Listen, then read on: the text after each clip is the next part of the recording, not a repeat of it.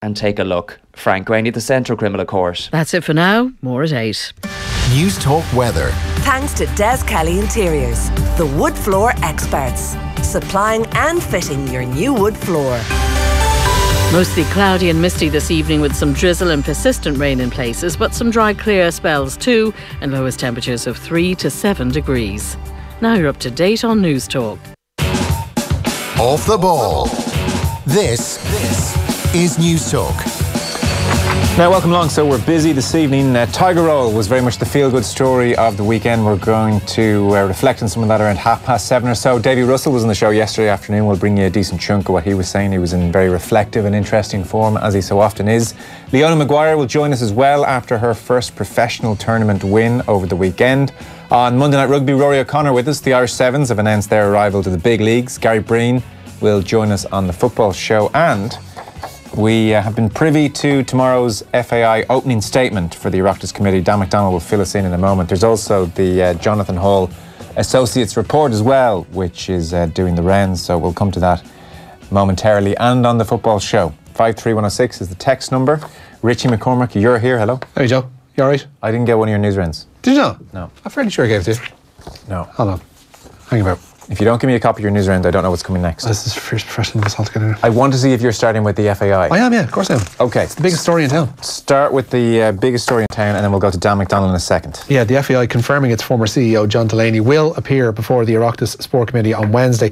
All requested members of the association will attend the meeting to answer questions relating to that €100,000 bridging loan, which Delaney gave the association in April of 2017. FAI President Donald Conway says that some recent comments made by the FAI did not accurately reflect the board's level of awareness of the existence of that €100,000 loan in 2017. The matter is being considered by the board's subcommittee, says Conway. The FAI board says it's also looking to fully address all concerns in what they call a determined and transparent manner. Conway has also said he regrets that the FAI was not able to assist Sport Ireland with answers to its questions before it appeared before the committee last Wednesday.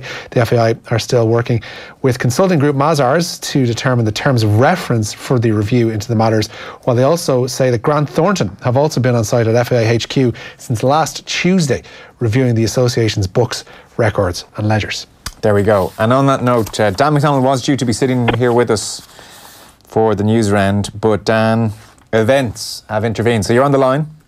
I am on the line, Joe. Yeah, I'm trying to sort of read through a couple of those reports, those submissions that we've been given. So was expecting an FAI statement today. I mean, the Dáil hearing is on Wednesday. And so I know that previously the John Tracy submission to Sport Ireland, his opening statement was released in advance, but didn't think it would necessarily be today. So the FAI version of that has been released today, sorry. So yeah, just a lot of stuff to go through and try and process the detail of and make it presentable and readable in terms of tomorrow's publication and so on. Dan, I imagine you right now with steam coming from your ears, so we will bear with you. I have taken my highlighter because I was doing the Monday Night Rugby slot with Rory earlier on. It was streamed on Facebook, as people know, I think at this stage from 5. That's on the way on air at 8. So I haven't had a chance to go through the Jonathan Hall Associates report, which has been included and is doing the rounds. But I have looked at Donald Conway, President of the FAI's opening statement tomorrow. And as we saw with John Tracy last week, the opening statement is something of a formality. It's only going to initiate the conversation, and really the success or failure or otherwise of Wednesday's committee is going to depend on the quality of questioning from the representatives. But that said, people will be interested in what Donald Conway has had to say. As Richie mentioned, it confirms those present on Wednesday. So Donald Conway, obviously, Ray Walsh, interim CEO, John Delaney, executive vice president, Eddie Murray, the honorary treasurer, and Pádraig Traynor, the chairperson of the FAI's Legal and Corporate Affairs Committee. A few bits and pieces, nothing jaw-dropping, but certainly a few bits and pieces. They revealed, maybe this was known otherwise, I hadn't seen this, but Grant Thornton has been engaged by the board of the FAI to conduct an internal review of the association's books, records and ledgers, says Conway. And they've been on site at the FAI since last week. I get the distinct impression they're more looking into this €100,000 loan?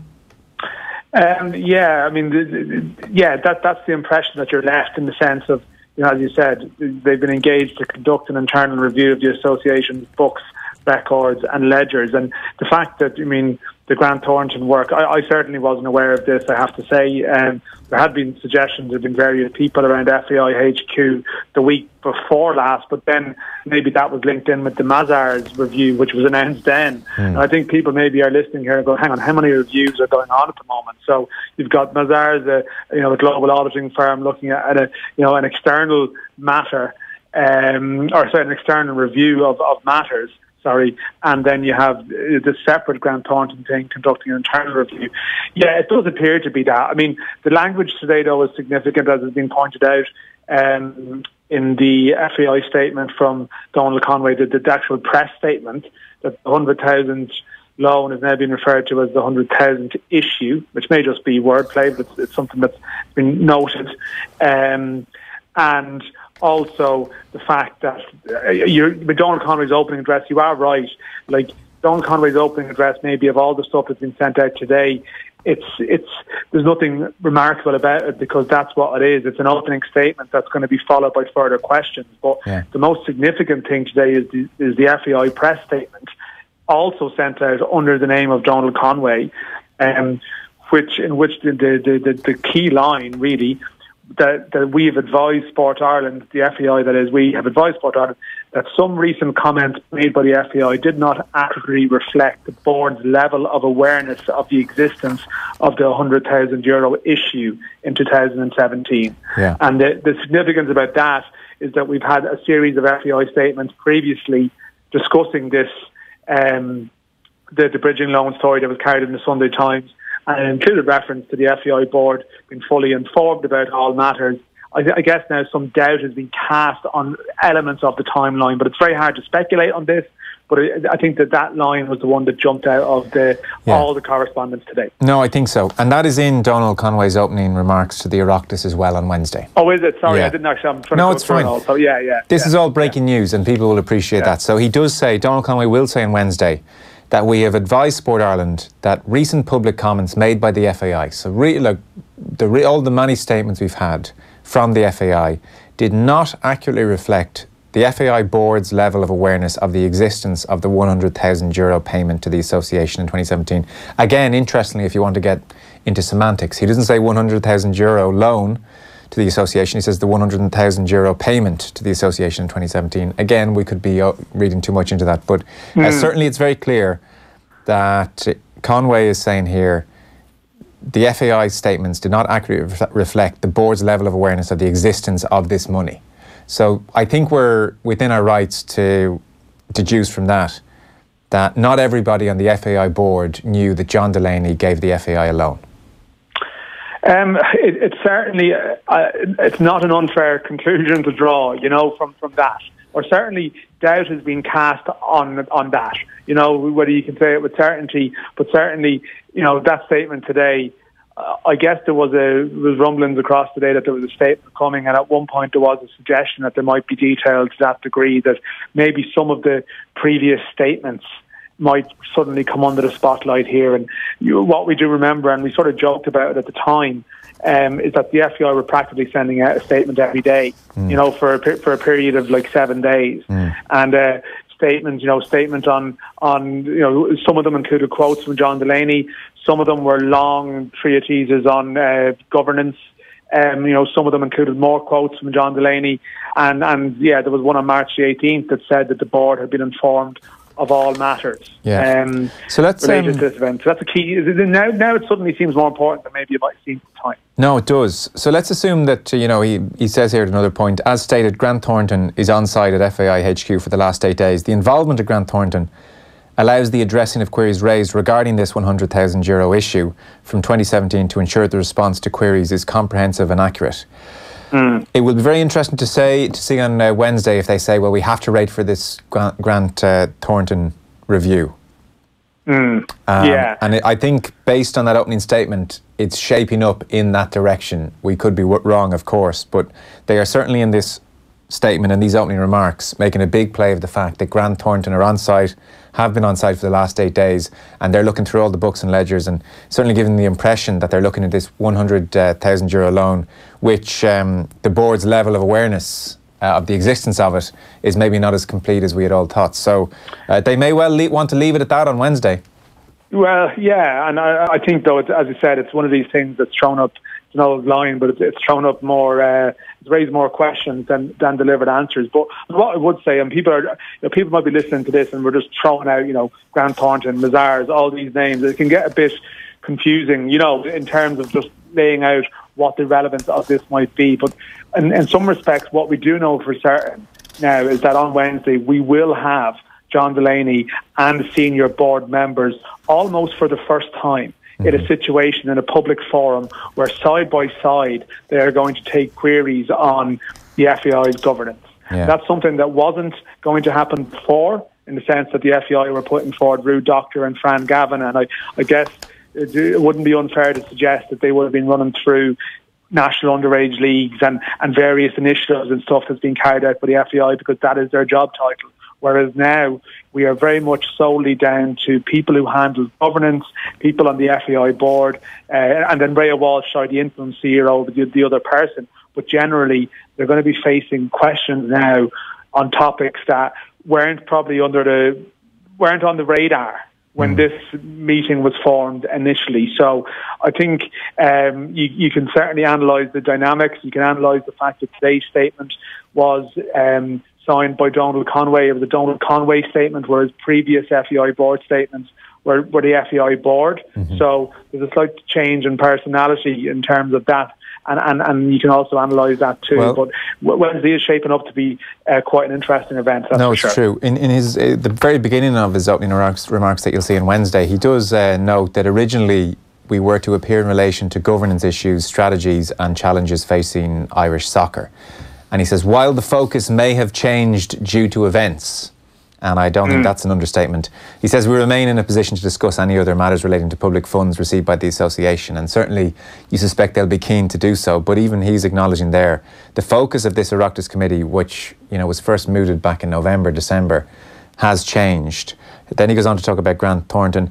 Regarding Sport Ireland, because it was very clear John Tracy and Sport Ireland weren't best pleased with the FAI last week. He says, at the outset, I wish to put on record, no disrespect was intended to the committee or Sport Ireland by the Football Association of Ireland last week. And he said, I know we have much work to do to rebuild trust and confidence in the association. We are committed to achieving this as a board. And in his conclusion, he talks as well about, we are determined as a board, and I am determined as president, that our sole focus shall once again be to promote football in this country. And I hope the processes that we're putting in place in the short term and long term processes around governance and reform will help to restore your faith in the Football Association of Ireland. So that's a fairly clear admission that faith in the FAI is at a real low, and Donald Conway's acknowledging that, which is worth mentioning. Just one quick point. He mentions that the committee were also looking for the person who's going to fill the position of Corporate Affairs and Licensing Director. Was that Rhea Walsh's old position or no? Yeah, effectively it was. Yeah, it was. Yeah, and she was. She was not her new position. Moving to Chief Operating Officer at the beginning of April. Okay. But then, so her previous job would have been effectively in that area. Yeah, right, so that she has moved up to interim CEO. So that's why they were suggesting at one point that they wanted her replacement in that role. But that's essentially. I don't have a specific old job title in front of me, but I'm pretty sure it's that area. That's what it was. I'm actually just looking at it here. Yeah, she was the Corporate Affairs and Licensing Director. Grant, yeah, okay. Yeah. That was just a point I wanted to clarify, because I had another question if that wasn't the case. That's fine. Yeah. So that's the opening statement that Donald Conway is going to give on Wednesday. You haven't had time, I presume, yet to get into the Jonathan Hall Associates report in any great depth? I've glanced through it, I have to say. I've probably speed read it. I'm trying to go through it in detail. I mean, this is the report which people will remember was sort of thrust upon us in the aftermath of the Gibraltar game and that 1,893-word statement, and where John Delaney's new role was announced. The report, I suppose, that there's aspects to it which are curious, in the sense that it lays out very clearly the reasons why they felt, well, clearly enough, reasons why they felt that maybe they needed to create this new executive vice president role. It goes into other countries that have a similar operation to this, and it explains, how it could be valuable to have the old CEO around to help the new CEO. So it lays out some of that in their words, which is fine. What I initially jumped to was the timeline, because one of the aspects about this review, of course, is that we only really heard about it on the hour after the Gibraltar game, and the timeline in the recommendation of report that's now out there suggests that the recommendation of the Jonathan Hall report was to have a board meeting on March 22nd, and that maybe an announcement on March 23rd might be a good idea. And March 23rd, as we know, is the day that Ireland played Gibraltar. So we are reading here that it was recommended that this would be a good idea, that on the day of the Irish international game, to announce this change, having had a board meeting the day before. That's all we can say. It's what the report says. Are you serious? That strikes me as a highly. I mean, I'm no expert. I won't be hired to do a governance review by anyone, Joe. But it would strike me as slightly unusual for a football association to be advised to announce a new job title and a new move across for the CEO on the day of a senior international football match. That would strike me as a questionable piece of advice. Logic, So, and I mean, there's other dates in it that are more April, July, it's by month, but this is very specific dates were recommended as per this, John. March the 22nd and March the 23rd. So there we go. Right. We can only read that and offer our own opinions on it. Okay, I hadn't realised that. That is the timeline for me is the highlight of the Jonathan Hall. Not to undermine the other work and the other lines contained within the report, but I must admit I did speed read and my eyes were drawn to the timeline. Okay, so well, that is an interesting recommendation. Maybe the committee might question the FAI, maybe more specifically about that, and why Jonathan Hall Associates felt that the day of the Gibraltar game was the preferable day to announce this move. This was the time to go for it. Yeah, this was the day. Yeah. About an hour after the game. Okay. Yeah. Interesting. That should be a line of questioning, I think, which is followed up on Wednesday. It would be interesting because it strikes probably a few of us as curious. But look, if that's what the Jonathan Hall advice was, then I'm sure there's a very good reason for it. Yep. We're going to see you in here for the football show, I think, if you can get away. I'll go into plan, yeah. Okay. I'll go into plan. Thanks. Dan McDonnell there. Talk to you. Irish Independent, and Dan, no doubt, will have a good spread in the paper tomorrow. We'll get some more from him on the football show after 9. Gary Breen will join us as well. I hadn't seen that about the Jonathan Hall Associates advice that the day of the Gibraltar game was maybe seen as one of the preferable ones to. Do we know much about Jonathan Hall Associates? Yeah, very little about them online. I don't want to speak off the top of my head, but certainly in the I was just looking through the report very quickly. I didn't have as much time as Dan, but they reference other areas they've worked in, and there's some high-profile gigs. But I would encourage anybody, just do a little search of Jonathan Hall Associates, even with the quotes around it. There's very, bar LinkedIn, there's very much else comes up online. Yeah, well, which isn't to suggest anything, but no, it's, you would expect that a firm who's dealing with the FAI would have more of an online presence than a LinkedIn page. Let's park all that there for the time being and get through the rest of this news round. So you say get through like it's a bad thing, Joe. Look, I won't lie. It's been a long day already, isn't it? No, the day's been fine. But when it's just me and you doing the news round. Wow. No, I'm kidding. Wow. I'm kidding. Let's get through it though, all the same. Way to build team morale, Joseph. We've a few minutes left. Oh, that's great. All. Let's plough through. Chelsea can return to the Champions League places in the Premier League tonight. Maurizio Sarri's side facing a West Ham in a London derby at Stamford Bridge, where kickoff is at 8. Chelsea line out with Kepa Arrizabalaga in goal. A back four then of Cesar Azpilicueta, Antonio Rudiger, David Luiz and Emerson. In midfield, the trio of Jorginho, N'Golo Kante and Ruben Loftus-Cheek. And 24 hours removed from WrestleMania, they go with the Triple H front three of Callum Hudson-Odoi, Eden Hazard and Olivier Giroud. There we go.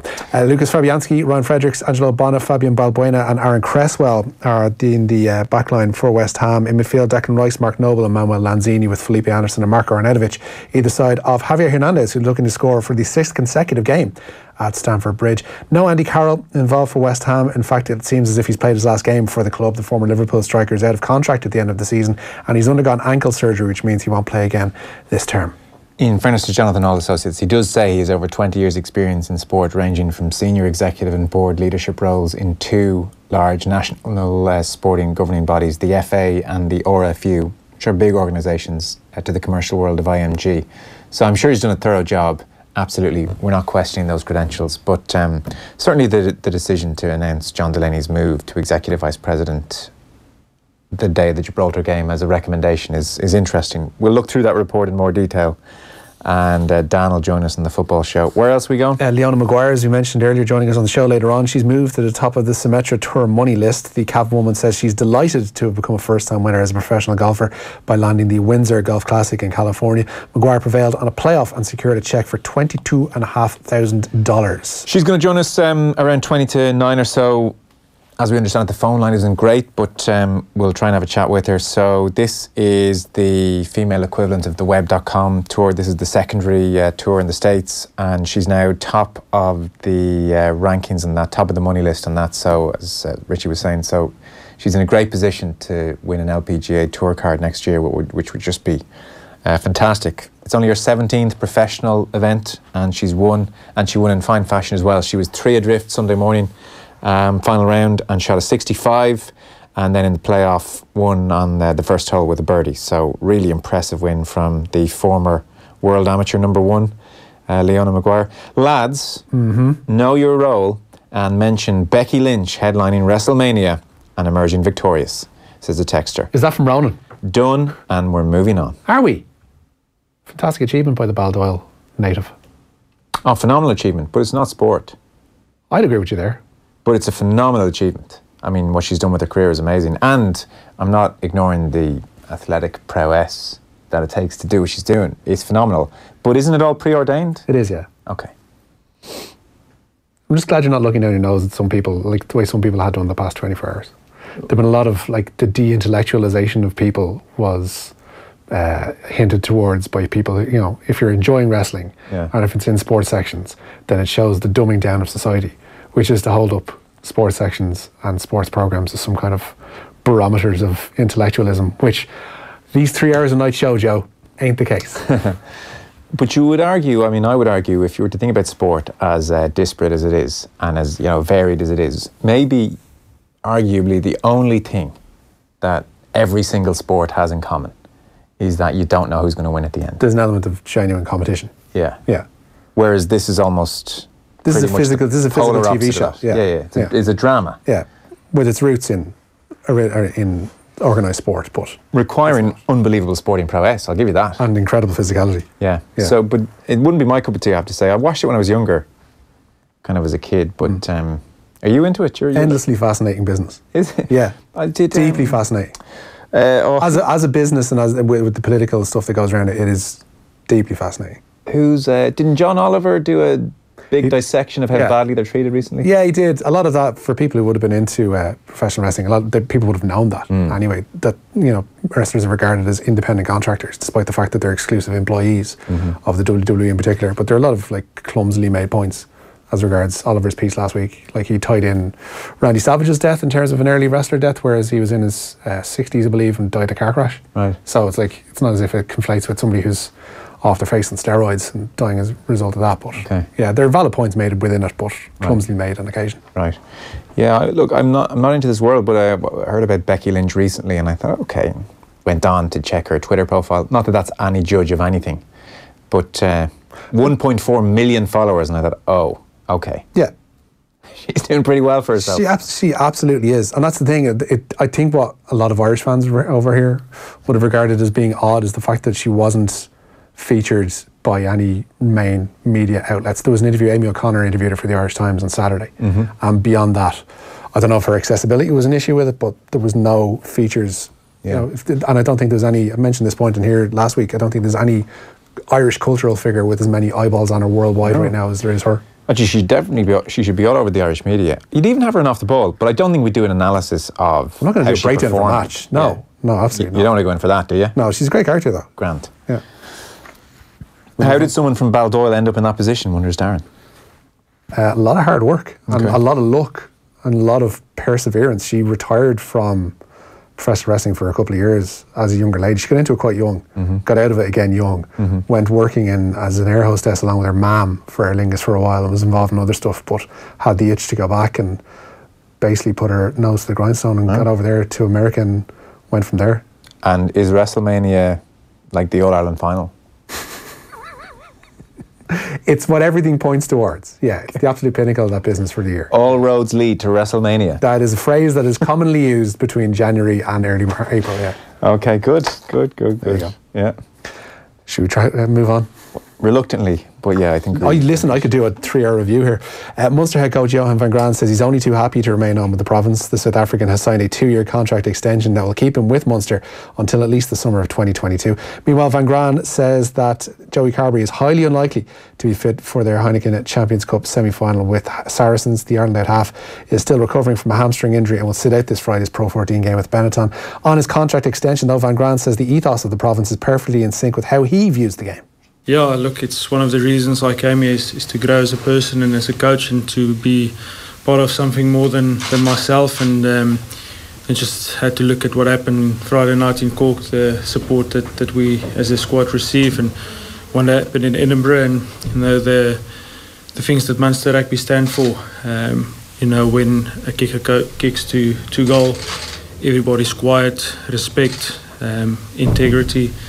A lot of those values are brilliant with Munster Rugby, and like I said, great to be part of that. He's still only 39 years old, Van Graan. Yeah, he's a prodigy when he was involved coaching-wise down in South Africa. They thought really highly of him. And I don't think we kind of forget that when he was appointed in 2017, how badly they wanted to hang on to him. Like, if you told me he was 10 years older than that, maybe that's a bit much, a bit of a stretch. But I thought I would have thought he's preserving himself slightly better than that. 40s. No, I don't mean. No, but you kind of presume that somebody who has that air and somebody who's in that position is somebody who's older. Like 43, 44, 45. Yeah. But he's not. No. So I think that was easy business all round. We'll talk to Rory O'Connor after 8 o'clock. And there's news on Johnny Sexton. Yeah, Leinster look like they'll have a number of their key players back in time for their Heineken Champions Cup semi with Toulouse. Jonathan Sexton has stepped up his recovery from a groin injury. Meanwhile, both Robbie Henshaw and Devin Toner are in line to play their first game since early February as they're fit to face Glasgow in the Pro 14 this coming weekend. Nigel Owens, meanwhile, he says the best way to tackle racism and homophobia at sporting events is to speak out when it's heard. The experienced referee was speaking at the IRFU's launch of the Union Cup, which is Europe's largest LGBT inclusive rugby tournament and takes place in Dublin in June. Speaking to our own Adrian Barry, Owens says that other fans need to be vocal when they hear abuse. I think the answer is in identifying those people and getting them out to the stadiums and banning them from the stadiums. And the people who can really make a difference are the people who are in the stadiums themselves. The people who don't stand by and say nothing. If somebody's in the stadium and they see somebody shouting racial abuse or homophobic abuse, that they turn around and tell those people, hey, that's enough, that's not acceptable here. Hopefully that'll be enough to stop it. If it doesn't, then you bring it to the attention of the club or the stewards so they can get those people out to the stadiums and to deal with it. So to me, that is the answer, I think, because I think, imagine banning a club or abandoning a game where the 99% of the spectators in there are good, decent people. It's them you're punishing. You're not actually punishing that individual or that small group or minority, because they're the type of people who won't really care. They may even think that they've achieved something by getting the game banned because they've shouted abuse at a black player or a gay player on the field. So I think that is the best way to deal with it, I think. You can hear that full piece on OTBAM tomorrow morning. Owens discusses the importance of the Union Cup to the LGBT community, as well as play acting and rugby and loads more. And you can check out unioncuprugby.ie for more on the tournament, which is proudly supported by Vodafone. Very good. It seems like we're talking in particular about racist abuse more than ever. Yeah, there was I'm looking back on pieces here. If we have time to get to them, Troy Deeney is the latest footballer. Ever in my time doing the show, obviously not going back to kind of John Barnes territory and before, but certainly in the last decade, 15 years. Now, it's hard to know if that's because social media is a huge thing. It's stopped, it's hard to know if that's because it's more prevalent or if it's because it's being reported more and talked about more and not let go more. John Barnes made the brilliant point about it. He's obviously one of the more articulate speakers on the matter. He mentioned the fact that the kid never went away. People just got better, for those who feel that way, at hiding it. and of basically internalising those thoughts. What social media has done to a degree is embolden people who are able to do it somewhat anonymously or somewhat without repercussion. There's somebody who, for instance, comments on Troy Deeney's post on Instagram saying you know X, Y, and Z.